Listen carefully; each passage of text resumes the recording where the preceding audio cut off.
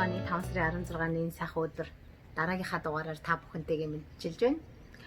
Тэгэд энэ дугаараараа би юу ярих гэсэн гэхээр ерөнхийдөө энэ хасах interest rate гэдэг одоо Америкийн нэгдсэн улсад ялангуяа яригадаад байгаа. Хасах interest rate гэж юу юм бэ? Энэ маань одоо хэрэглэгч нарт, жижиг дунд бизнес эрхлэгч нарт, хадгалагч нарт биднэрт юу яаж нөлөөлөх юм бэ гэдэг талаар товчхон танилцуулга өгье гэж хэлсэн. Хасах interest rate гэдэг маань бол ерөнхийдөө та банкнаас зээл аваад эргэн төлөхдөө хүүтэй биш, бүр хасах хүүтэй буюу $100 зээл авлаа гэхэд 1% хүүтэй авах юм бол $99 буцааж төлнө гэсэн. Мэдээж анх сонсоход айгуу тийм attractive. Тэгээ яагаад ийм байж болдгүй юм гэдэг тийм бодол төрж иж магадгүй.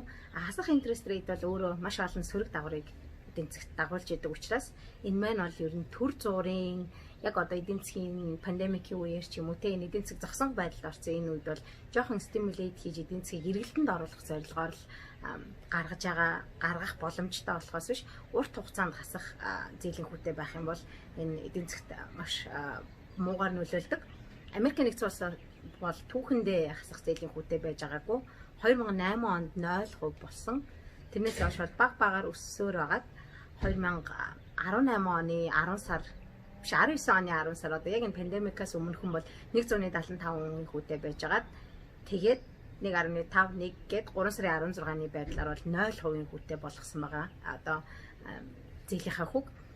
За энэ маань нэгдүгээрт хэрэглэгч нар бидэрт яаж нөлөөлөх юм бэ гэхээр хэрэглэгч нар өнөөдөр банкнаас зээл авлаа $100 зээл авлаа тэрийгээ дараа нь $99 бас 1% хүүтэй тохиолдолд $99 болгож төлнө гэсэн.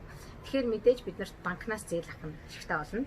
Хэмжээний мөнгийг банкнаас зээл авах боломжтой. Мэдээж кредитийнхаа кредит history тэгээд эргэн төлөлтийн боломж тэ үр зээлийн харьцаан дээр тулгуурлана. Гэхдээ авсан зээлээ бол эргээд багаар төлөх боломжтой боллоо гэсэн үг. Ингэснээр одоо эдийн засгчдын үзэж байгаа онол нь юу вэ гэхээр хүмүүсийн гар дээр бэлэн мөнгө их очих юм бол эргээд нөгөө хүмүүс маань одоо гараад байр тэ одоо байр биш бараа бүтээгдэхүүн үйлчилгээнд зарцуулаад тэгээд эдийн засаг маань эргэлтэнд орно гэж үзэж байгаа. Яагаад тэгэхээр одоо яг энэ пандемикаас болоод 2020 оны 3 сараас эхлээд мужи олгоо ерөнхийдөө баг хэмжээгээр ямар нэгэн карантинад тогтоосон байгаа. Мэдээж stay at home order гэдэг нь бол гэртээ essential business-ээс бусад нөхцөлд бол гэртээ байх тийм зааварчилгаа гарсан. Тэгээд энэс болоод маш олон бизнесүүд үйл ажиллагаа зогссон байгаа. Тэгээд дээрэс нь маш олон бизнесүүд үйл ажиллагаа зогссноосоо болоод өчигдрийн байдлаар нийт Америкт бол 33 сая хүн ажилгүйдлийн тэтгэмж авахар бүртгүүлсэн байгаа. Тэгэхээр 33 сая хүн ажилгүй болсон гэсэн үг. Мэдээж бизнесүүд маань ашиг орлогогүй учраас ажилчдаа одоо халах дээр хурж байгаа. Тэгээд дээрэс нь бас нөгөө нэг ажилгүй болсон иргэдэд тэтгэмж олгогдох тэтгэмжийн хууль батлагдсанаас хойш бол мэдээж ажилчдаа, ажил олгогчдаа аль-алинд нээлттэй одоо зөв сонголт нь санагдаад одоо маш олон хүмүүсийг бол одоо furlough хийгээд ажлаас нь халсан байгаа. Тэгэхээр энэ олон хүмүүс маань бэлэн мөнгөний их үсрэг болсон. Тэгээд энэ хүмүүст бол хасах зээлийн хүүтэй одоо зээлийг олгоснороо энэ хүмүүс гар дээр мөнгөтэй олно. Тэр мөнгөө эргүүлээд эдийн засаг зарцуулаад эдийн засаг маань эргээд хурдан хугацаанд эргээд стимулейт хийгдээд сэргэх боломжтой гэж үзсний үндсэн дээр бол одоо хасах зээлийн хүү гаргая гэд тэмүүлээд байгаа. Мэдээж биднэрт бол зээл баг хасах хүүтэй зээл аваад тэрүүгээр өөрсдийнхөө хэрэгцээнд ашиглаад дараа нь бага мөнгө төлнө гэдэг бол ашигтай сонсогдож байгаа. Өнөөдөр биднэрт одоо хэрэгцээтэй амар ашигтай юм шиг боловч яг цагаа тулах юм бол бид нар ирээдүйн хойч үед бол сөргөөр нөлөөлж байгаа. Ягаад тэгэхээр улсын төсвөөс мөнгийг аваад эргүүлээд тэрнээсээ бага хэмжээний мөнгийг эргүүлж төлнө гэдэг чинь улс маань бол төсөв нь бол тодорхой хэмжээгээр буурна гэсэн үг. Тэгээ энэ мөнгө ирээдүйн хойч үед маань тэ яаж нөлөөлөх үү гэдгийг бол хэн хөнгөө бид нар манай монголчууд ялангуяа сүүлийн 2-3 жилийн хугацааны том эдийн засгийн шийдвэрүүдээс бол анзаарч харж байгаа. За тэгээд компаниуд бол мэдээж энэ зээлийг бас авах боломжтой. Компаниуд энэ зээлийг авснараа бол 3 нөхцөл байдалтайгаар мэдээж ашиглах боломжтой гэсэн үг. Нэг нь бол operation-ыг дэмжин үйл ажиллагаагаа сайжруулна, илүү их raw material тэ худалдаж авч тэрүүгээрээ илүү их үйлдвэрлэл хийж хэрэглэгч нарын гар дээр хүргэн. Хоёрдугаарх нь бол мэдээж урт хугацаанд мөнгө түгжээд байдаг нөгөө research and development буюу судлаа шинжилгээнийхээ ажлыг үргэлжлүүлэх боломжтой болно. Гуравдугаарт нь эсвэл зүгээр хувьцаа эзэмшигч нартай дивиденд маягаар ногдлын шиг маягаар өгөх боломжтой гэсэн үг. Хадгаламж эзэмшигч бидний хувьд бол айгүй эргэлзээтэй байгаа. Яагаад тэгэхээр бидний насанд байгаа мөнгө нь урд нь бол тодорхой хэмжээний хүү хуримтлуулаад байж идэг байсан бол одоо харин насандаа мөнгөө хадгалснараа бид нар алдагдал өрнө гэсэн үг. $100 байсан бол $99 болох чийдэг тийм. Тэгэхээр мэдээж насандаа мөнгөө байлгаад авах үгүй юу гэдэг чинь айгүй эргэлзээтэй. Тэгээд их хэмжээний мөнгө одоо хадгаламж эзэмшигч нар бол мөнгөө данснаас гаргаж аваад тэрүүгээрээ эргүүлээд одоо бизнесийг дэмжих юм уу, хувьцаа худалдаж авах юм уу те ямар нэгэн өөр хэмжээний гүйлгээнд оруулах бол мэдээж банкндаа байгаад эвэлдэж алдагдлаа үрэл байгаад байна гэсэн үг. Энэ negative interest rate яг өгчнээ гой сонсогдож байгаа ч гэсэн нэг асуудалтай тал нь юу вэ гэхээр яг нөгөө эдийн засгийнхаа онолоор их хүн гар дээр их хэмжээний мөнгөтэй олчингууд ямар нэг юм худалдаж авах деманд нүснэ. Деманд өсгийн хэмжээгээр бараа бүтээгдэхүүний үн өснө. Үн өсөнгүүт эргээд нөгөө инфляц өсөх магадaltaй.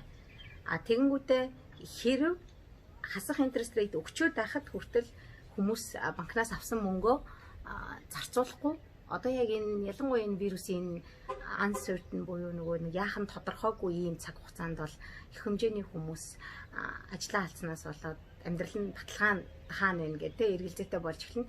Тэгэхээр тэр хүмүүс тэр зээлийг аваад зүгээр хадгалаад ээж бас болох байхгүй юу? Хэрэг тэгээ зүгээр хүмүүс зээл аваад хадгалаад эхлэх юм бол энэ hoarding гэж нэрлэдэг.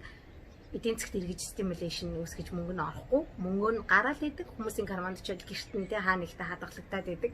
Тэгэхээр энэ эргээд deflation period руу орох их усрыг тавьж өгнө гэсэн үг. Тэгэхээр ингээд маш олон side effect-үүдийг мэдээж эдийн засгч нар маань судалж үзээд бүр гарцаагүй байдалд орсон тохиолдолд одоо хасах интерест рейт руу шилжинэ үү гэхээс ер нь бол хасах интерест рейт руу орохыг бол ихэнх эдийн засгчид бол сайн гэж үздэггүй. Хэдий одоо эдийн засаг хэцүү байгаа ч гэсэн бусад өөр fiscal and monetary policy-нуудаараа дамжуулаад ингээд эдийн засгаа эргүүлээд сэргээе гэдэг тийм чиг хандлагатай байгаа. Мэдээж fiscal policy гэдэг дээр бол засгийн газраас federal tax ямар ч одоо цалингаас урд нь бол бид нар чинь federal tax, state tax гэдэг мужийн тэгээд улсын татвар төлдөг байсан бол одоо зөвхөн улсын мужийн татвар нь байгаа. Биш ээ. Тийм мужийн татвар нь байгаа. Улсын татваргүй байгаа хүмүүсийн цалин. Тэгэхээр мэдээж эн чинь нөгөө нэг татвар federal fiscal policy чинь бол ерөөсөө татвар тэгэл government spending хоёр дээр одоо энэ welfare гаргаж ийн, энэ ажлаа алдсан хүмүүс тэтгэмж олгож ийн, бусад нөгөө small and жижиг дунд үйлдвэрлэлүүдэд зээл олгож ийн гэдэг. Эднэр бол одоо government spending тэгээ tax хоёр дээр бол fiscal policy-нууд явж байгаа. Тэгээ monetary policy-н дээр бол яг одоо interest rate баг багаар бууруулаад одоо 0% дээр очиж явж байгаа. Тэгээд энэ хасах руу орох уугүй юу гэдэг маш эргэлзээтэй. Гэхдээ ер нь бол хасах интерест рейт гэдэг чинь ийм зүйл байд юм шүү. Мэдээж эндээс хожих хүмүүс нь байгаа. Ашигтайгаар жижиг дунд бизнес эрхэлдэг монголчууд маань Америкт байх юм бол тодорхой хэмжээний хасах интерест рейттэй зээлийг аваад тэргээ цахилгаан баттаагаар яг зөв зохистойгоор ашиглаад тэргээ буцаагаад одоо хасах үтэйгээр нь төлөх тийм бүрэн нөхцөл үүснэ гэсэн үг. Тэгэхээр одоохондоо хас руу ороогүй байгаа. Тэгээ ер нь бол хас руу орох юм бол ийм үзүүлэлтүүд байдгийг шүү гэдгийг та бүхэндээ тайлбарлах гадна богинохон дугаарыг бэлтгэлээ. Тэгээ бид дараагийнхаа дугаараар нөгөө нэг мэрэгжлийн яг нөгөө эхлэн бодогч CPA хүнийг өрсөн байгаа. Тэгээд одоохондоо хичнээн ингээд хүмүүс орж гараад явж болж байгаа ч гэсэн манай Jamie Man бол жоохон яг нөгөө нэг эмзэг бүлгийн гэдэг дээр орчиж байгаа нас нь хүүсэндээ нөгөө нэг 60 стэйш насны эрэхтэй эдэргээд тэгэхээр манай ашир still not feeling comfortable. Одоохондоо бол жоохон зайгаа бариад 7 хоногийн дараанаас энэ төр жоохон ингээд comfortable арай чөлөөтэй болоод ирэхээр ярилцлага хийе гэсэн. Тэгээ тэр үед нь та бүхэндээ хувийн татвараа бодохдоо хүмүүс юуг анхаарах хэвээр зөвхөн яг нэг татвар боддог 2-3 сарын хугацаанд биш 4 сарын хугацаанд биш.